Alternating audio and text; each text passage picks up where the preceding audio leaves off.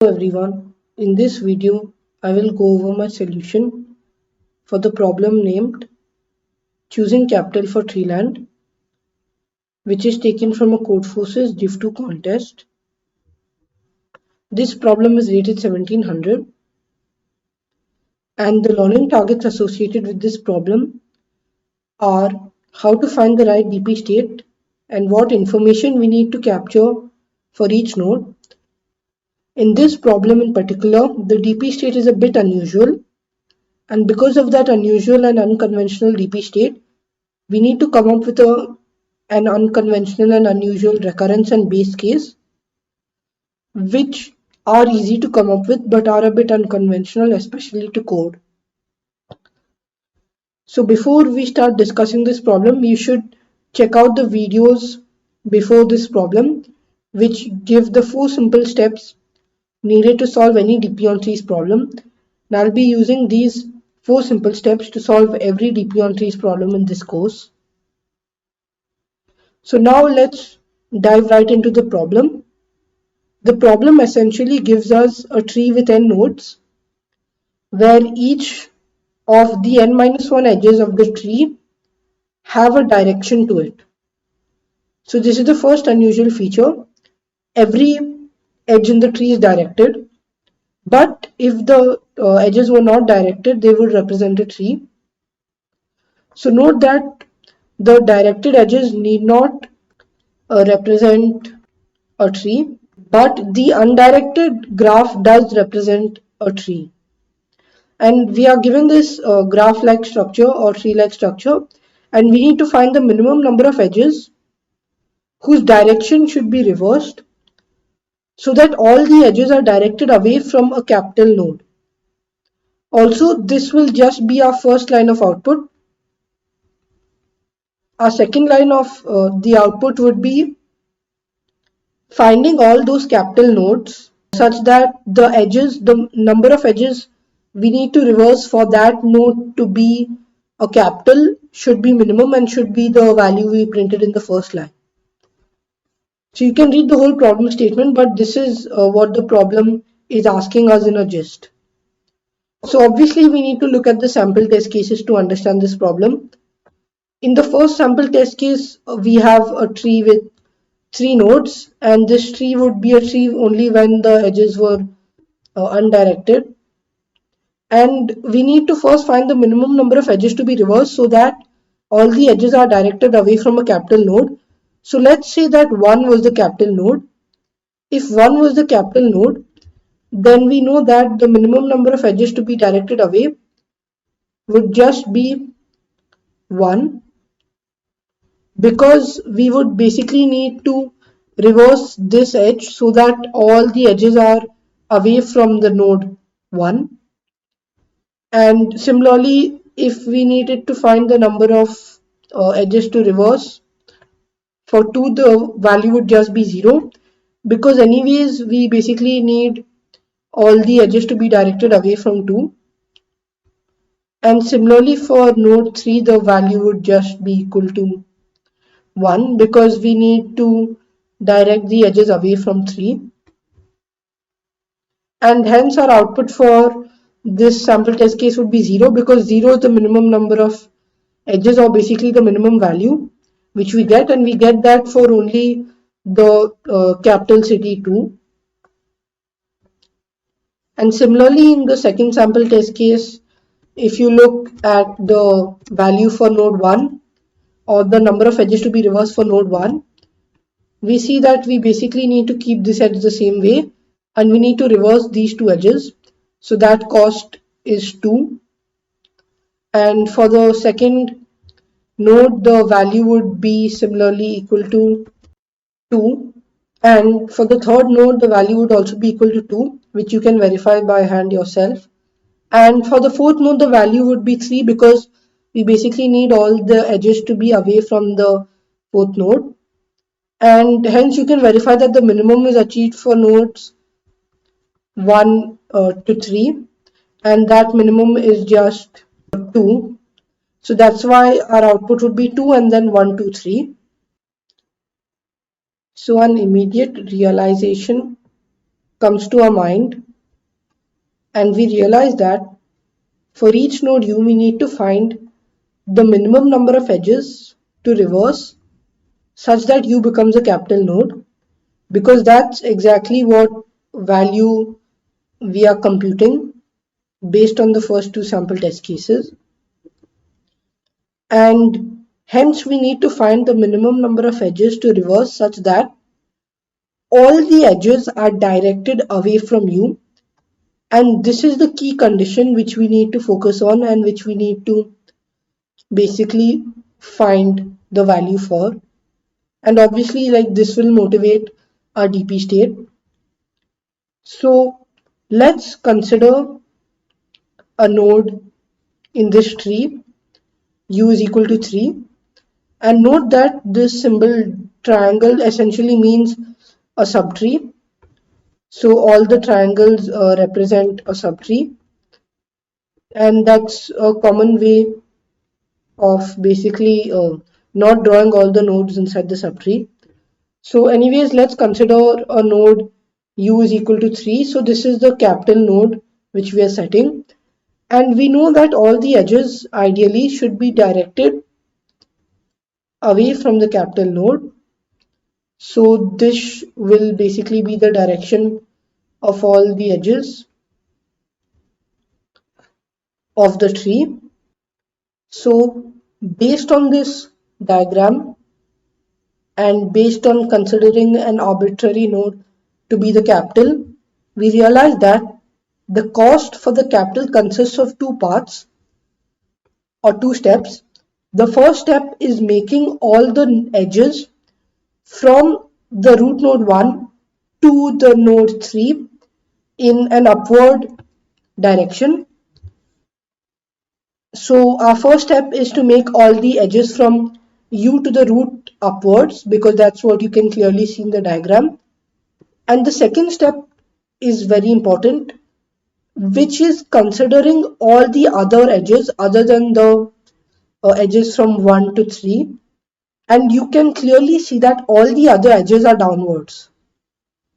So the edges should be in such a manner that all the edges from 1 to u are upwards towards 1 and all the other edges are downwards.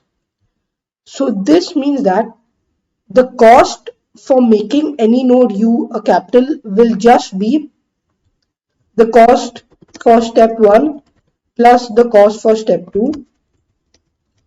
Now to find the cost for step 1, we need to just find the number of edges from u to 1 which need to be reversed, and those edges are precisely those edges which are previously directed downwards.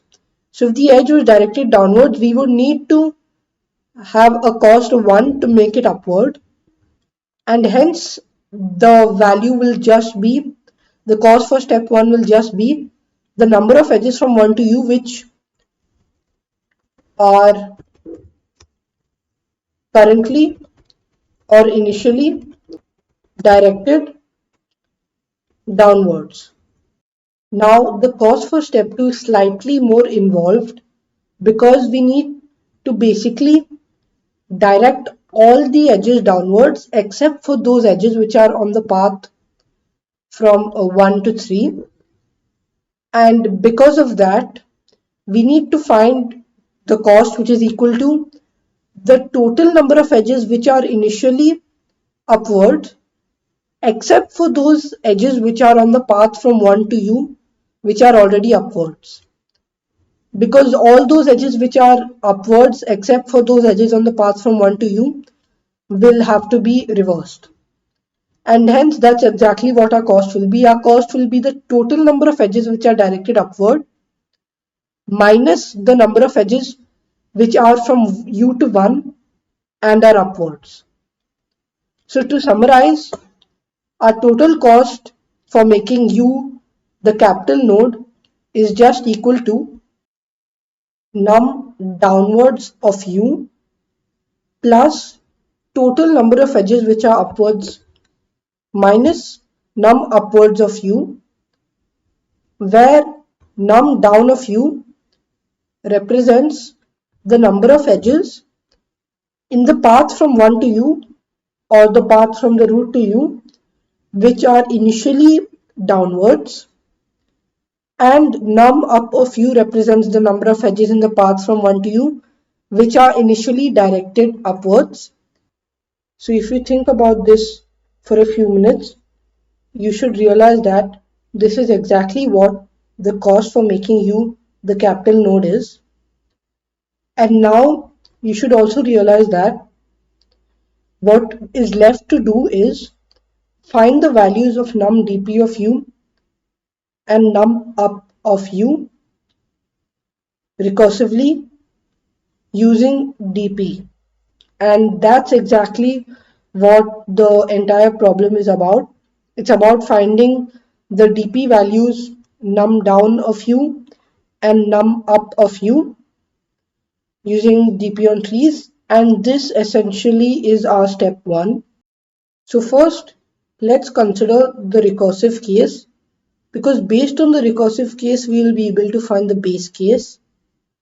The recursive case would look something like this. If we are looking at some node u and we are looking at the edge from u to its parent, because we know that the path from u to its to the node 1 will cross some nodes parent 1, parent 2, and all the way up till the root node 1, and that's why we need to actually consider its immediate parent to find the dp values. So if we consider its immediate parent, then we realize that num down of u, which is the number of edges directed downwards for node u, is just equal to num down of the parent plus 1 if the edge from the parent to u is directed downwards. So if the edge is like this, then we know num down of u is num down of parent plus 1. However, if the edge is directed upwards, then we obviously know that num down of u is equal to num down of parent.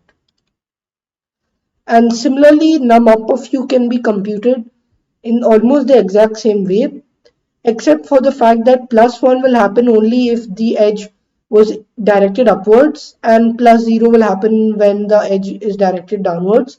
And this should be pretty obvious to see based on the fact that the path from 1 to any node u is essentially the path from 1 to the parent and then the path from the parent to u. So now based on this recursive case, we realize that our base case is actually a bit different, because the leaf nodes do have some complexity in finding the values, and that's because we know that for a leaf node, again, we depend on its parent node. So that's why we can't use a leaf node to find our base case. However, we can use the fact that the root node 1 does not have a parent, and because of this fact, we can easily say that the dp values for the root node is just 0. Hence, num up of the root node is equal to num down of the root node, which is equal to 0.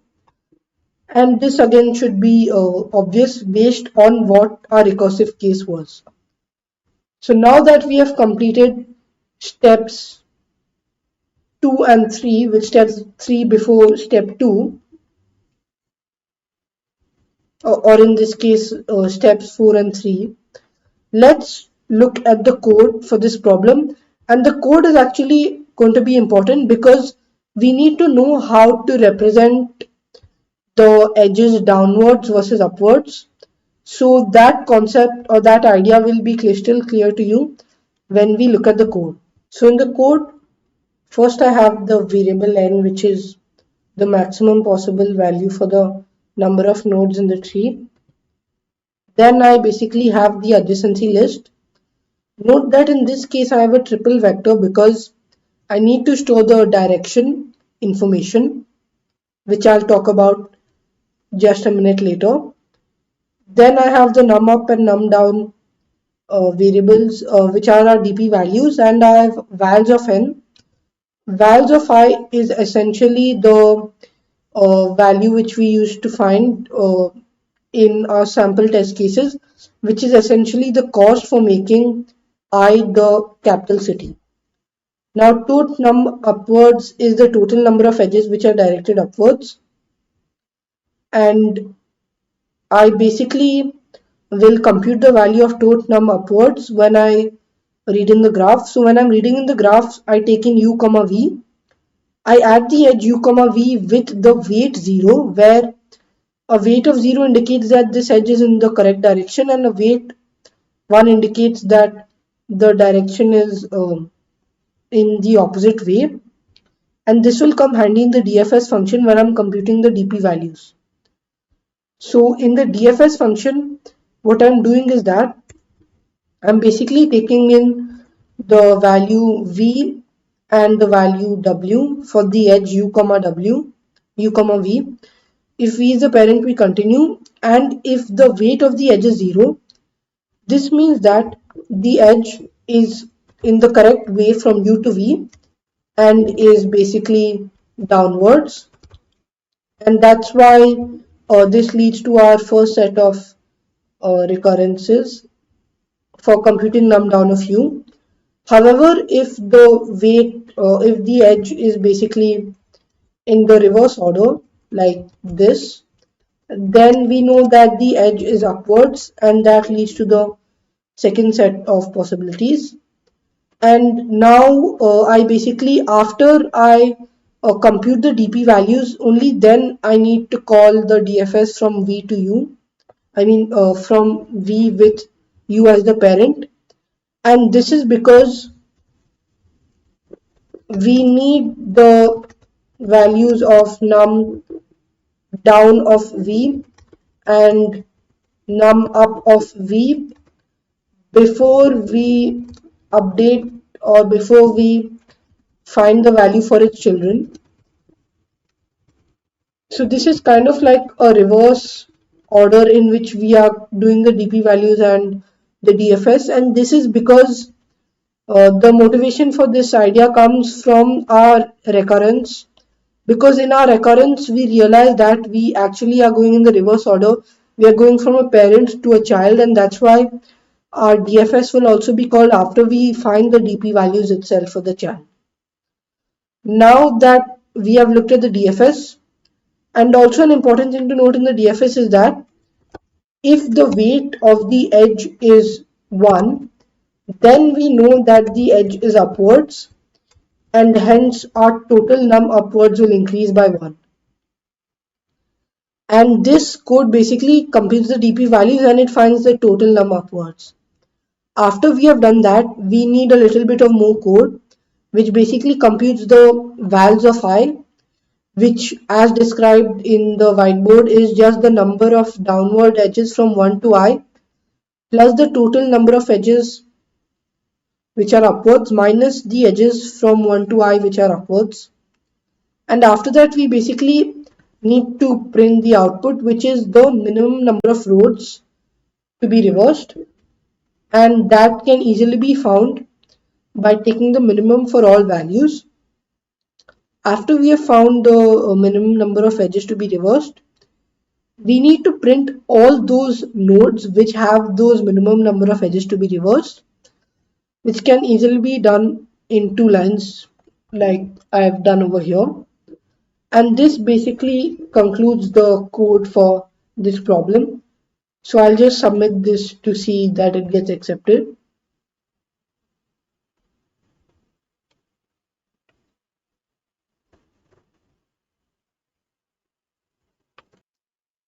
So as you could see, my code got accepted. So to quickly recap, what we did in this problem was we looked at an unusual DP state, which was the information we needed to compute for each node. And this DP state actually motivated the way in which we write our code and the way in which we find the recurrence and the base cases.